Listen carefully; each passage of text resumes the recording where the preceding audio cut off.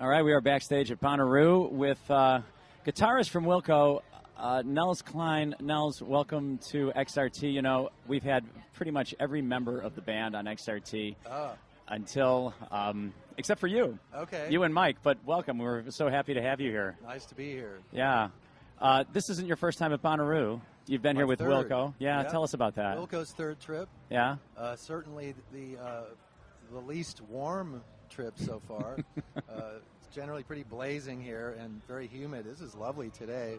And I did a little turn with the Scott Amendola band last trip as well in the jazz tent. Oh, you doubled up. Yeah. Yeah. Well, you're a very busy guy. Your resume, your discography is like mind-boggling. You've worked with so many different people. Yeah.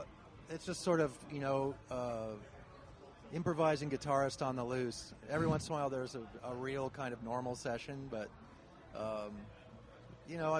I'm the old man of Wilco. I've been playing a long time and just trying to get it out there, I guess, just do some music, and it sort of piled up over the years. Now, you've been with Wilco for how many years? It's been over 5 years. Over 5 years. Pat and I joined at the same time. Yeah. How did you come to play in the band? It's a fairly, it doesn't seem like your styles would have meshed at that time.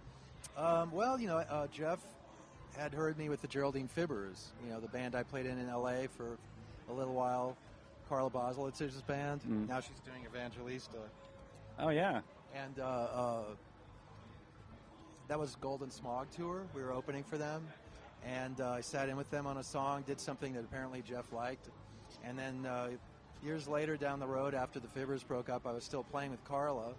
And we opened for Wilco on some Midwestern dates. And everybody in the band sort of met me and heard me. And I was playing some lap steel and playing Carla's songs and playing some Willie Nelson stuff with her. And I think it kind of seemed like a possibility. And just prior to joining, I was doing mostly, I guess, what people call jazz-related music or improvising. But I've always rocked out. I've still been playing with Mike Watt on and off over all these years, and it's just part of my world. Now, when you play with Wilco live, is improvisation still a big part of what you do? Well, there's a certain amount of it. More what I call the obligato role that I feel is kind of a tradition in country and folk, less so in rock, which is to say when we play that material, maybe some of the Mermaid Avenue stuff, I don't really have parts. I just play whatever I want, and in between Jeff singing, much like a flat picker or a pedal steel player. So those parts aren't etched in stone, although I may sort of use some similar shapes once in a while. It's wide open, and then there are other moments, although brief, where anything goes. So it's not like playing with Christina Aguilera or something, where it'd probably be very, very set. Yeah. Well, congratulations on your work on the new album, Wilco, the thanks. album. But it's sort of interesting that you weren't there for the basic recording of the record. No, that wasn't part of the plan. It just sort of happened that way. Mike and I were off. I was in Tokyo with Mike Watt making a record, and then home trying to be with my brother's family. My mother passed away around that time a year ago, so I wanted to be with my brother and his family around then. And then they were up down in the Fun in the Sun doing the benefit stuff with Neil Finn, and then just everything was clicking. Jim Scott was already there, and he was, already working on the record with us anyway, so they just went for it and hoped, I guess, that we didn't feel weird. Did you sort of feel, though, like, hey, what about me? Well, no, actually, I just knew they were doing basics and that everything was sort of clicking. And I knew that Jeff wanted to do this record totally differently from Sky Blue Sky, where it was essentially live playing, small amps in a circle. Even a lot of the vocals on that record are live, recorded while we were all playing. I knew he wanted to layer this one, and I knew he wanted to overdub a lot, so no, I wasn't upset. I just thought as long as they're getting good tracks, everything's cool. Well, with your background as an improvisational player, did that sort of help you out in doing the overdubs on this record? Because you weren't really part of the songs as they were coming together. You could just... Well, we demoed the songs, and they didn't change much. One Wing, the form of it changed for the better, because I think we had wrestled with that song in terms of form quite a bit, and it went through a lot of different phases. And when I heard what they had done, I just thought, bravo!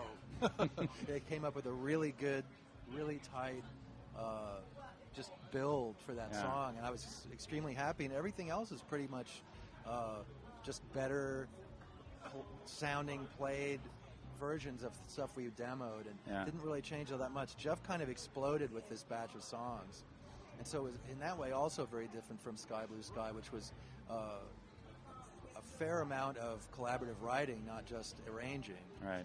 So I just came in and overdubbed, and we had a lot of fun. You know, Pat was doing all kinds of stuff with his Mellotron, and there's just a lot of really nice things going on. So it's just fun. It's more like doing certain records I've done with songwriters where I come in and they've almost finished their record, but nothing was etched in stone. It was basically explained up front that if we thought that we could track some better stuff than that, we would. And Mike and I were like, are you kidding? This stuff sounds really good. So I like a lot of the codas that you put on the songs. Really beautiful stuff. Thank you. And your playing sort of transforms the songs a lot. You know, from what at beginning seems like an intimate sort of acoustic song, and then just suddenly takes off and goes to a new place, and gives it a level of emotion that adds to what's already there. Yeah. Well, that's, I guess if I have a role, that's my role, is to be part of the orchestra, but if I can heighten the emotional content, then that's what I like to do, because I love to feel a song. Yeah. And us George Harrison fans, we're very excited about the work you did on You'll Never Know. I hope that I don't think it's kind of irreverent or arch, because it is an homage. It is. It's an homage. It's great. And it because the song sort of sounds like a George Harrison song, and then you bring it home.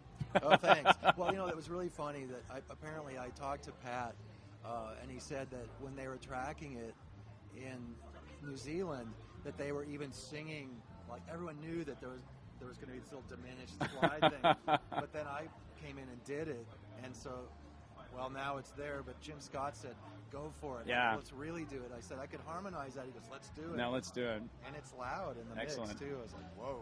So along with Wilco, the Nels Cline Singers is still a pretty active band? Not so active this year, unfortunately, just because it's all Wilco this year. But we did a new record. It's not mixed yet, so we recorded a new record earlier this year up in Berkeley, and going to mix it in September, and I don't know how it'll come out. It'll be a live record and a studio record. We'll do the live bit in San Francisco in early September. Well, like I was saying at the beginning of this, that we've had all the members of Wilco in on XRT to do the show, The Eclectic Company, where you're the DJ and you get to come in and play whatever you want. Glenn has done it, John has done it, Jeff. I'd love to do that. On the air, I would like to extend that invitation to you. Just bring in your iPod or your laptop and play whatever you want. And can I bring in real records? You can bring in real records. You can bring in CDs, records. We can handle any format. So excellent. We actually have. We're so old school, we can handle any format. So that would be great. Oh, I'd love to do that. But congratulations once again on the record. Have a great performance tonight, and we can't wait to see you. Yeah, it's nice to be here. Thanks so much. Cool.